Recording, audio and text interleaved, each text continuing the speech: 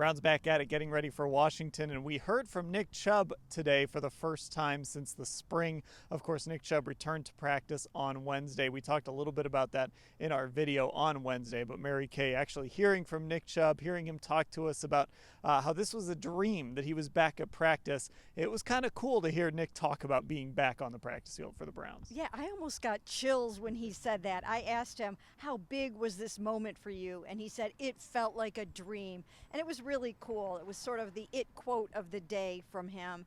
And it was really nice to hear him say that. He opened up today. Sometimes he doesn't really do that, but he did today. He showed some emotion.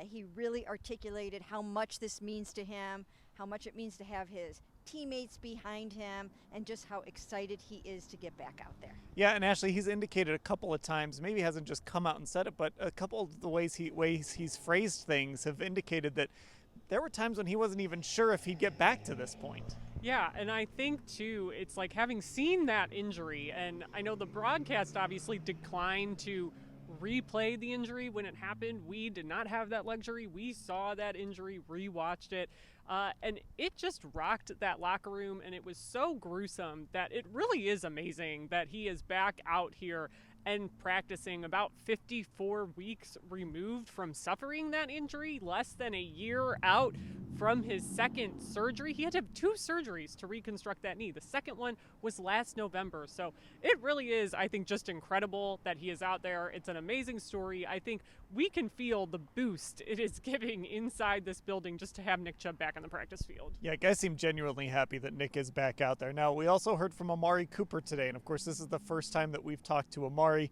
since that game on Sunday. He was not available to the media after that game. So, Mary Kay, he touched on a number of topics, including that I guess we could call it a drop, but the ball that popped off of his chest plate and was intercepted. Of course, there was the 80-plus yard touchdown catch that got negated by a hold.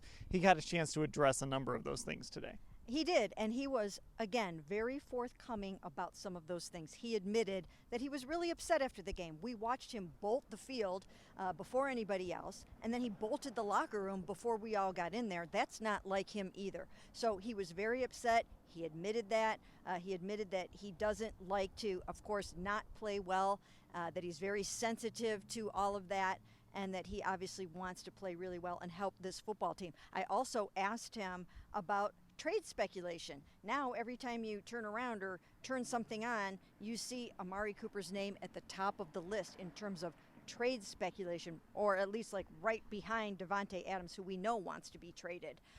So I think that's something to keep an eye on. He said he hasn't heard it, but I'm sure he knows there are things swirling around out there. Yeah, Ashley, I don't always believe these guys when they say they haven't heard it. Maybe they're not seeking it out, but we know how this works. They hear things from family members or agents or friends or something like that. They get a whiff of these things at least. And of course, Amari, he's been a part of this going all the way back to the summer when Brandon Ayuk was available from San Francisco. Yeah, he's been in his fair share of trade rumors. He's obviously been traded twice in his career, and I think both of those times it was a little bit of a sore spot for him as a player, but he's talked about understanding that that's the business side. But I did think today he definitely struck a good tone, the kind of tone you want to see after everything that happened on Sunday, because like we talked about on the podcast, like rumors can tend to fly. People begin to think you're possibly more disgruntled than you actually are when you're doing things like leaving the field quickly and not in the locker room to talk after the game. So I thought it was refreshing to kind of hear his honesty. This was a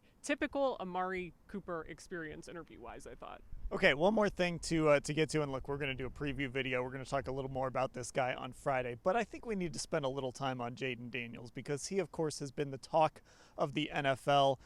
He has just lit the NFL world on fire with his play with the Commanders, has them first place in the NFC East through 4 games, probably the best rookie quarterback so far in this class.